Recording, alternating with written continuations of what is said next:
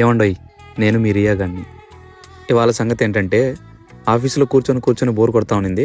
అలాగని చెప్పి milk shake తాగుదామని చెప్పి నేను మా ఫ్రెండ్స్ అయితే బయలుదేరేసాం. బయట ఎండలు ఎక్కడ ఉన్నాయి కదా, అందుకే ఏసీలో కూర్చుందామని వెళ్ళాం. అక్కడేమో ఏసీ టెంపరేచరు మనమే రిమోట్ తీసుకుని పెంచేసుకున్నాం. ఈ లోపల మనం ఆర్డర్ చేసిన బటర్ స్కాచ్ ఐస్ క్రీమ్ అయితే వచ్చేసింది. ముందుగా టేస్ట్ చూసేసాను. టేస్ట్ మాత్రం సరిగ్గా ఉంది. టేస్ట్కి రేటుకి వర్త్ అనిపించింది. ఓకే, మనతో వచ్చిన ఫ్రెండ్స్ మాత్రం మిల్క్ షేక్ ఆర్డర్ చేశారు. వాళ్ళకి మిల్క్ షేక్ ఆర్డర్ వచ్చే టయానికి నా ఐస్ క్రీమ్ కూడా కప్పు ఖాళీ అయిపోయింది.